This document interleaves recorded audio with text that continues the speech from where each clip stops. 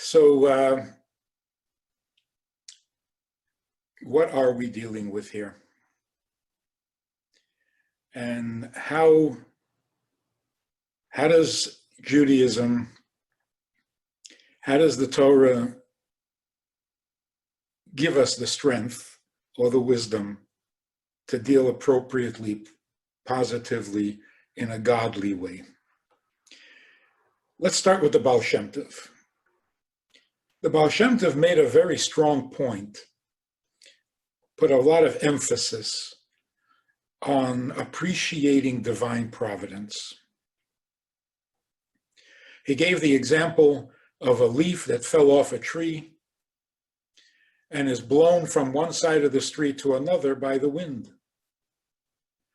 And the Baal Shem Tov said that the movement of that leaf, where it lands, when it lands, all has a purpose.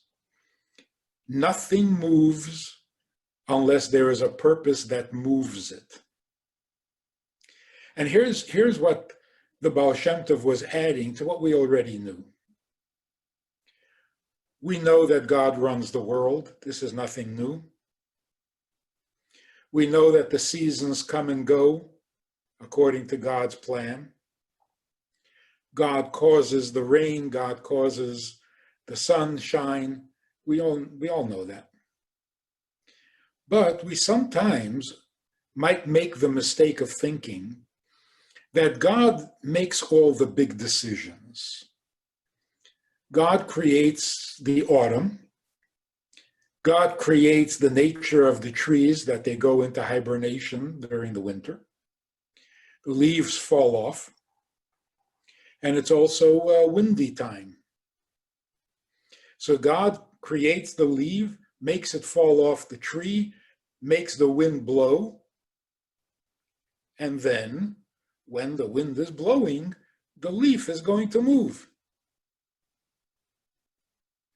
In other words, there's a lot of divine providence. God is causing things to happen, but when he causes one thing to happen, another thing happens automatically. It kind of piggybacks. Because God is making the wind blow, the wind is going to move the leaf because, the wind is stronger than the leaf.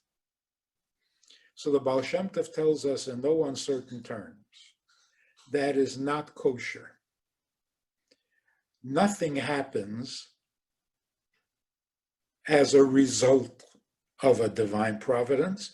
Everything is divine providence. So, for example, you have a bunch of farmland, and they need rain, and the rains come. So there are farms on the periphery, and they all get wet. The farm that is in the middle also gets wet. But the farmer in the middle argues that he doesn't need to thank God for the rain.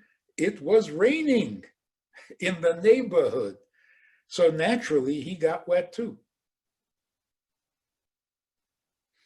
Because for him, for his field not to get any rain would like be a miracle.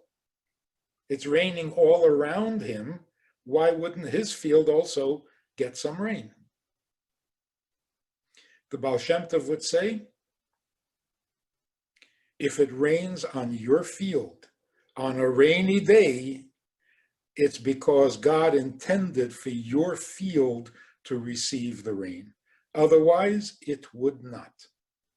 So nothing happens indirectly as a result of divine providence.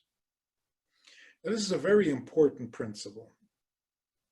It's fundamental to our belief in God. Because what it's saying is, there is no cause other than God. So how can there be rain in your field if God didn't decree it, make it happen?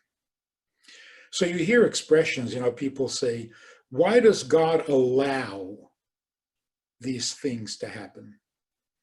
You got to be really careful with that expression. He allows it to happen? What makes it happen? Is there another cause?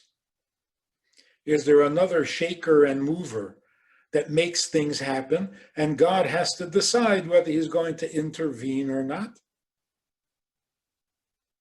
He gets the veto power, but things happen without him?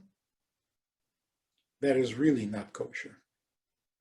Nothing happens, nothing moves, nothing changes unless God says that it should happen. There's a beautiful medrash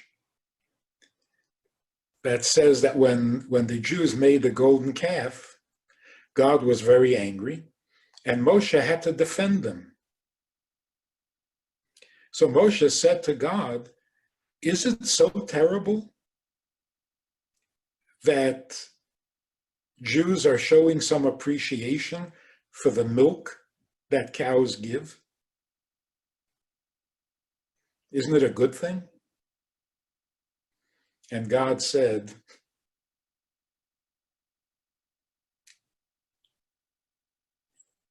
you too, Moshe, you're making the same mistake? Cows don't give milk. I create the cow, I create the milk. I make the cow give milk. It's not like God said, let there be a cow, and cows give milk. Why do cows give milk? For those who are not lactose intolerant. Because God decrees this cow should give milk. This cow should give less milk. This cow should give no milk. So nothing happens piggybacking on what God does. God creates cows, the milk comes along automatically. No, it doesn't. So Moshe said to God, why would you be angry at the people? What they did is silly, not offensive. They're worshiping nothing. You just said the cow does nothing. There is nothing that happens without you.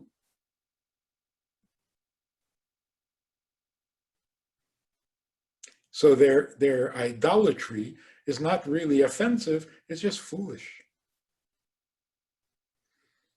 This argument seemed to be accepted by God. So here's the story. No one is going to suffer because there's a virus running around. God has not abandoned us to the virus. It has not taken over. It does not have a will of its own or a power of its own. So let's keep our focus on the truth, on the Creator. What is God doing? He's not letting it happen. He's making it happen. So let's understand what is happening. We're just before Pesach, and we know that there's something unique about the prohibition of leavened stuff during Pesach. All the other laws of food and kashrut, like not eating pork, to violate the commandment, you have to eat pork.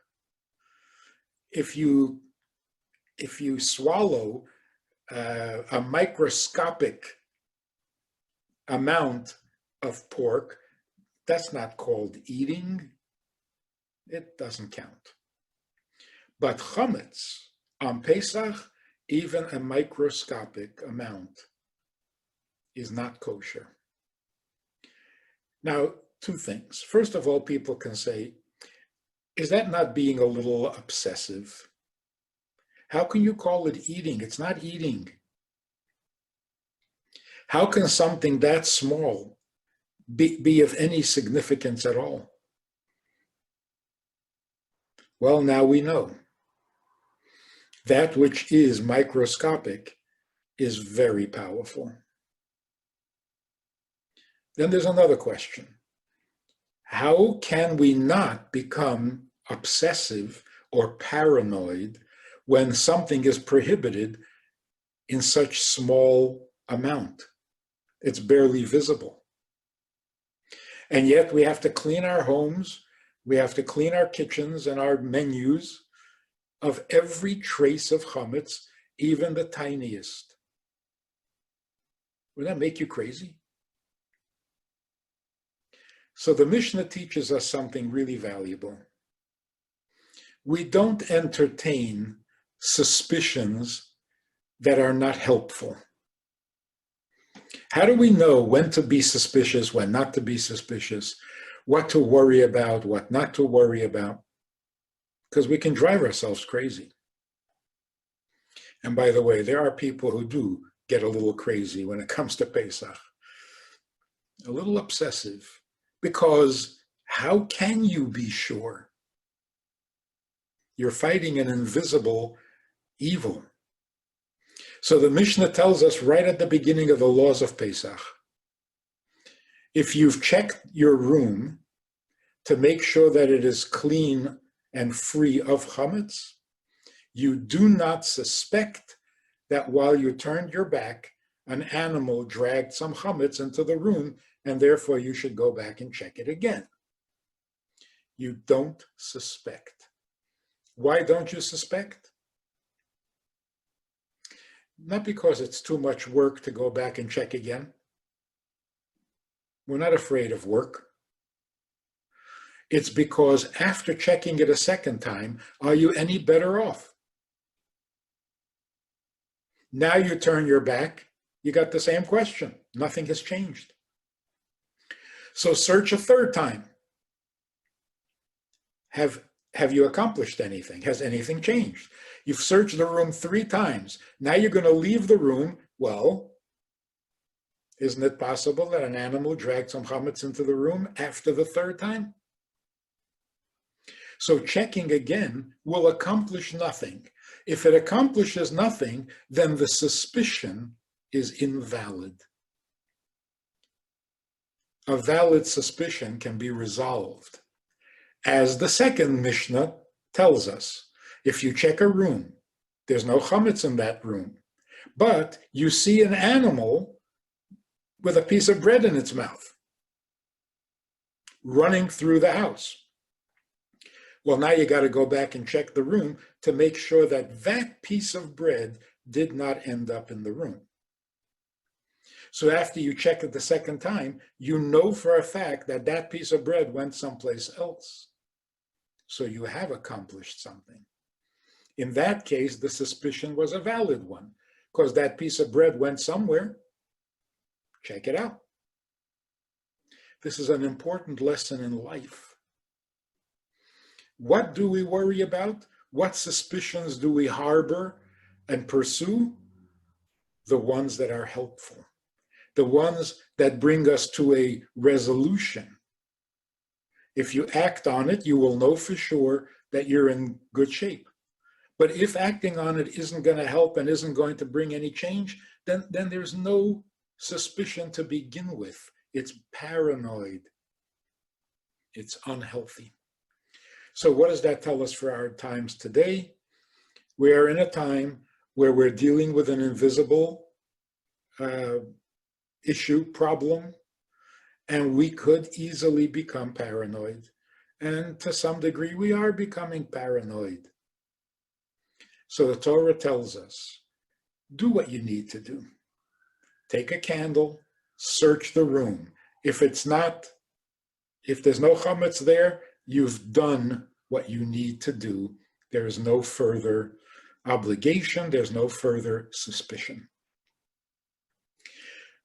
We do what we need to do to the best of our knowledge. The doctors are somewhat confused, or have been. They're figuring it out slowly. So are we absolutely sure that we did the right thing? If that's what we know, then that's what we do. And if you do what you know you should do, the rest is up to God, and we need not panic and we need not fear. If we're doing the right thing, the results will be good. Another thing, we call it a plague, a pandemic, an epidemic, or whatever we're going to call it. This doesn't mean that God has lost control. We don't know why people get sick. We don't know why people suffer. Certainly good people. We don't know. We've never known, and we don't want to know. Our job is to object. Our job is to heal. Our job is to protect. Not to figure out why it's good to suffer or good to die. So whether the death comes from this virus or that bacteria or some accident, it doesn't make a difference. It's terrible. And we don't want to justify it. We don't want to get more comfortable with it. We want to stay uncomfortable. We want to object to every death and to every illness and to every pain.